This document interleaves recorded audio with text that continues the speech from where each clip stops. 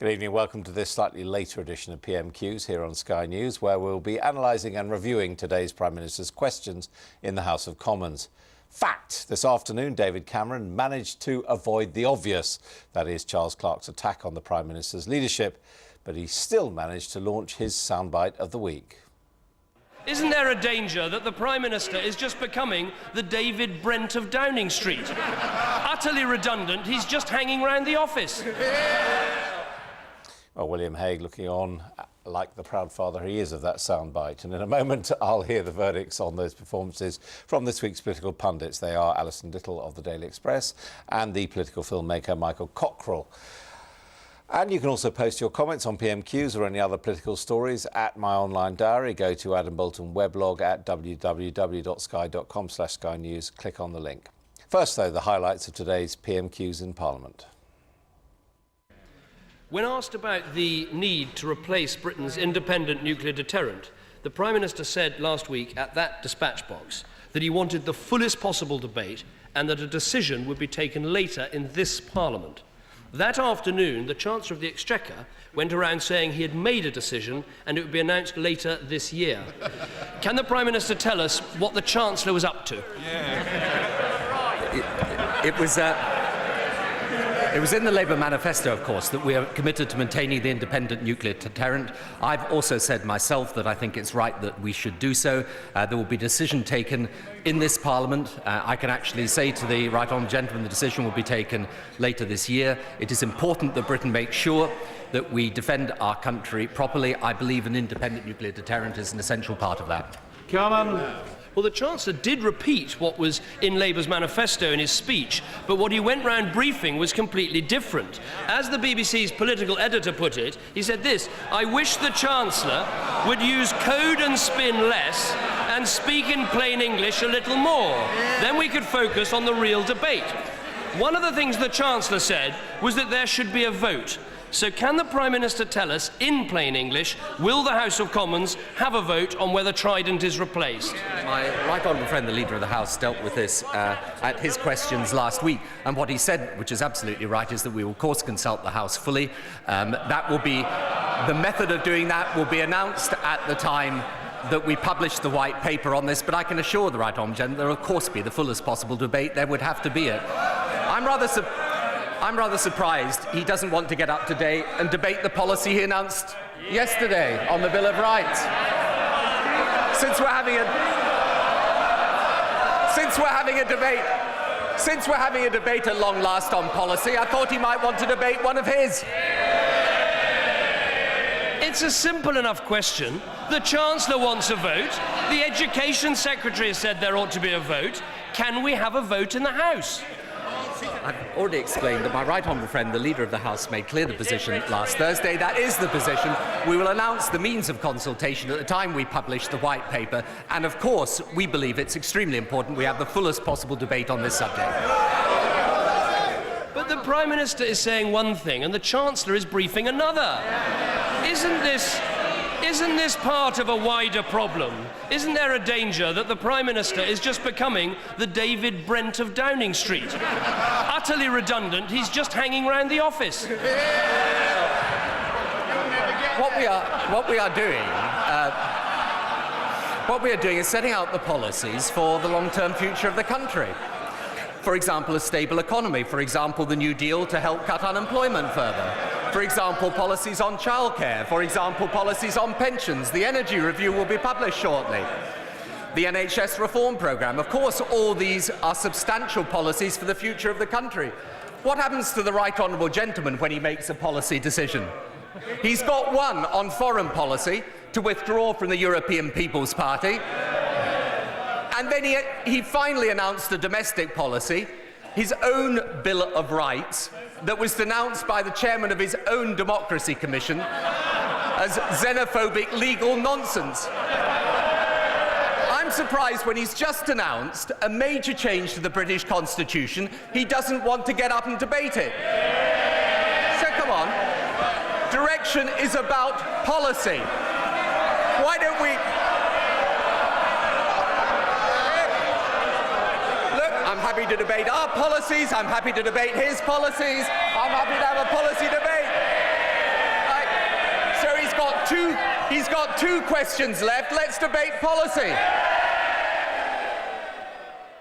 Given the urgency of the hostage crisis and the significance of the role of the United States in the Middle East, has the Prime Minister discussed the present situation with the President of the United States? Discuss the issue to do with the Middle East and Israel and Palestine every time I speak to the President. I haven't spoken to him in the last 24 hours or so, but this is a major part of any conversation we have because it's extremely important, we believe, both of us believe, to make sure that we restart a peace process there, which is the only way to stop events like the terrible events of the last 24 hours. Ministers are meeting tomorrow in Geneva to try and resolve the vital world trade talks. When I last asked the Prime Minister about these talks, he said that failure in the Doha development round would be a disaster, and I agree. How confident, given that Oxfam say there are still 760 areas of disagreement, how confident is the Prime Minister that we will make progress this weekend? It's obviously immensely difficult. However, we are working very closely, in particular, with the German government of Chancellor Merkel and the Brazilians to try and see if there's a way forward. And in addition, I spoke to Pascal Lamy, the head of the WTO, just recently, and we talked through the various issues that are still outstanding. But yes, it's going to need a lot of movement from all areas, from Europe on agriculture, from America on subsidies, from Brazil and the G20 countries on non-agricultural market access, and we will do everything we can to make sure that progress is maintained.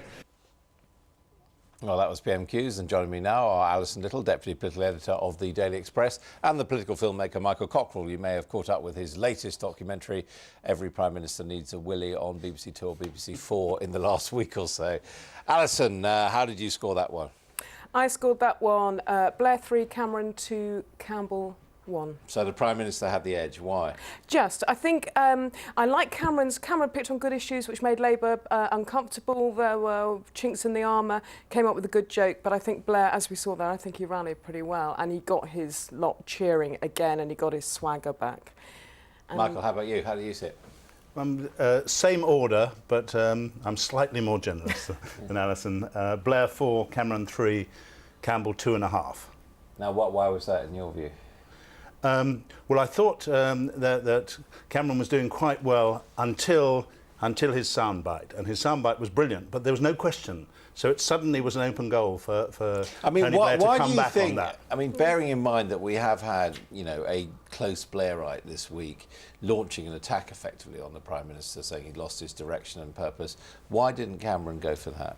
I think because he's gone for Home Office matters for the last 4 or 5 weeks, with even stronger ammunition in a way than Clark gave him, but also because I think the game is about destabilising the opposition. So Blair will have mugged up on everything that he was going to say about Clark, and then suddenly he gets asked about Gordon. So it was tactics that I think that was the reason. I mean, the problem with Trident, it seems to me, Alison, is that on the one hand, Blair and or Brown could indeed have a vote of the House of Commons because they know they'd win it because the Tories would end up voting with those of Labour who supported the government. So is it a winning issue for Cameron?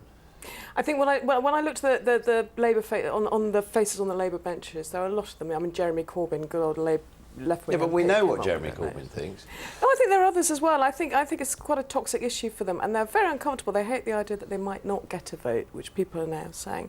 So I didn't think it was bad, and then also it gave Cameron an opportunity to try and drive home the point that Blair's power is ebbing away.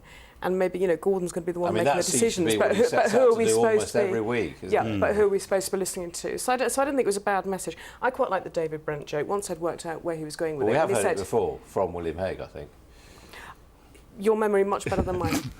But it worked quite well. But interestingly, as I say, it gave Tony Blair an open goal. And as he got into his stride, that was quite interesting. And clearly the whips were out, the Labour whips were out, because after that there were about 7 or 8 supportive questions to Blair from the Blair babes. And he was on a roll, and he sensed... It was Blair Blakes as well, I think. Yeah, he sensed he was on a roll, and then he said to Cameron, come on, if you're tough enough. I mean, what about that jibe about the British Bill of Rights? I think it's interesting. I mean, I was wondering if Cameron hadn't mentioned Charles Clarke, because he was kind of hoping he'd get away without any mention of his own Clarke, Ken Clarke, who had ripped apart his own plan to replace the Human Rights Act, which is causing us so many problems. I thought Blair was quite good because he got a second bite of the cherry on that one. He had another go back at Cameron because the Tories stood up trying to be helpful to Cameron on that issue, and Blair just jumped on it and said, actually, looking at the detail of what David Cameron has said about this, doesn't work, and he got the details wrong. And Cameron was very red-faced and just looking down throughout that whole exchange. So, Now, I mean, what- that's partly why I marked Cameron down, actually. Now, you 'cause I didn't both think he marked reacted down or well. put in third place Sir Mingy's Campbell. Oh, I mean, it seemed to me that, in a sense, on the question of the nuclear deterrent, or Yeah. indeed the interplay between them in the Westminster Village, we were none the wiser really at the end of it, whereas Campbell actually brought up a really frightening issue. I mean, we've heard today that the Israelis have been making warning fighter flights above the palace of the Syrian president. We've got tanks massed on the board. I mean, wasn't that a good issue?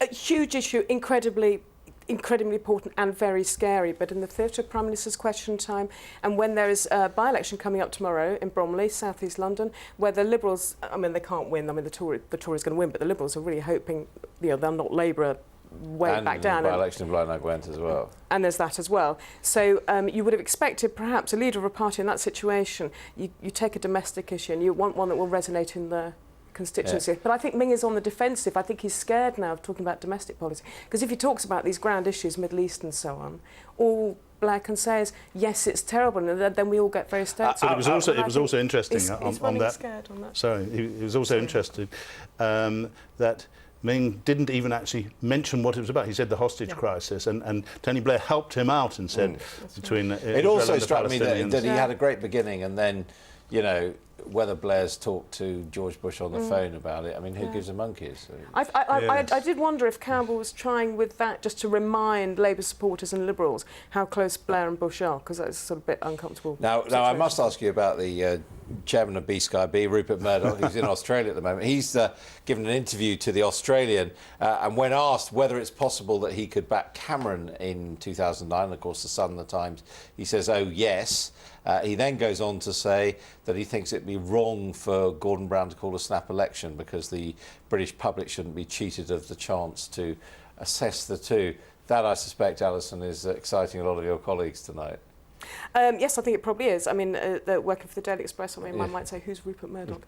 But it's interesting. It will cause a stir, even though people sort of think they find it. Should he have such an influence? Should people care? But he does. I think the analysis about this issue of whether Gordon should go to a snap election or give us some time to see how good he is. I think that's an interesting idea. Should people care, Michael? You studied these things. I think people should care in the sense that Rupert Murdoch has tremendous political influence over the years. You know, it wasn't necessarily the Sun what won it and in he's very in much teasing 1992. Gordon Brown and David Cameron there. That's right. He's the kingmaker, isn't it? And that's a very powerful position to have. And my sense is that Gordon would not call a snap election. It's quite difficult, actually, to say I call a snap election in order to give myself a mandate. We shall see. I have to say, my guess is that he will back the winner. On aggregate this week, 7 for Tony Blair, 5 for David Cameron, 3.5 for Sir Mingy's Campbell. That's all for this week. John Craig will be back in this chair next week. I'm away with a shorter edition of PMQs because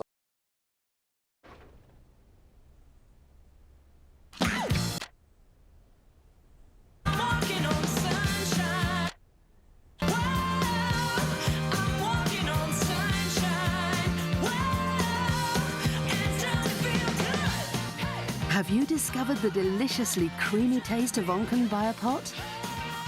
Made with live biocultures, the original Biopot yogurt from Onken.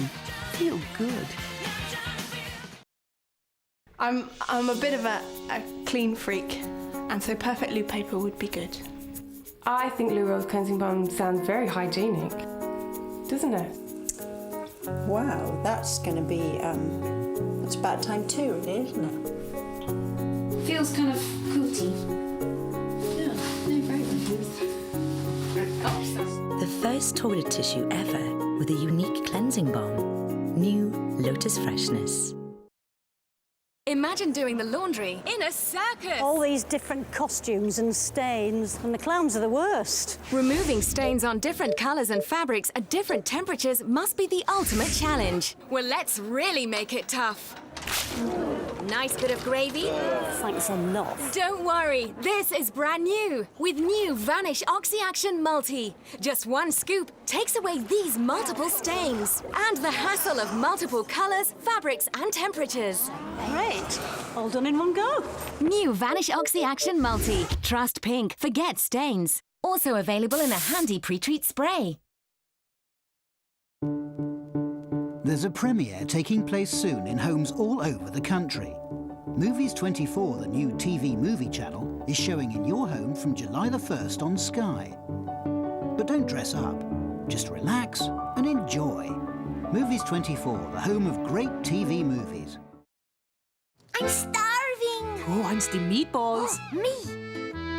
Ooh, that looks so good, Mama. It is, Papa. It's a new My Dolmio. It's a good, proper food, but it's made for kids. Ah.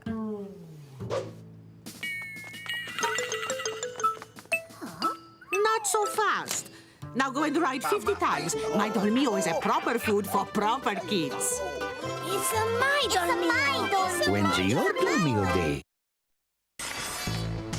More movie fight scenes kick off here. First. More movie car chases burn rubber here. First. More movie punchlines are delivered here. First. 9 out of 10 top UK box office films have their first UK TV showing on Sky Movies. And we've got more HD movie screens than anyone in the UK. Make Sky Movies your first stop in movies entertainment. Coming up in Sky News at 10, fighting the terrorists. Judges and the government clash again. Has the battle of the bulge been won? A new pill is launched that can make us all thin. And we'll get a first look at the stories making tomorrow's front pages. Before that, here's Francis with the weather.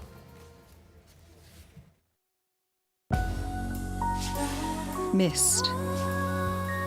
As seen by Qatar Airways passengers, your 5-star airline. See the thunderstorms beginning to show the symptom of a hot day. In the southeast we had some sunshine and it got better for more and more people as the day went on. There's still cloud though to contend with in Ireland and Scotland, bringing a bit of rain. It looks like Thursday will be for Scotland and Ireland rather grey and overcast much of the time, whereas England and Wales will have even more sunshine and higher temperatures. So starting fine in England and Wales. There might be some fog on the south coast and very murky around the Irish Sea coast, but the main thing will be the overcast, damp weather with some rain in the afternoon. But for this part of the world, 26 is, well, hot enough really for most people. Abroad it could be even hotter. I think this is the midnight look with a little bit of rain over the Alps, but during the day of Thursday in the afternoon, thunderstorms breaking out in some places, high numbers, high red numbers in many parts, summertime. The weather, sponsored by Qatar Airways.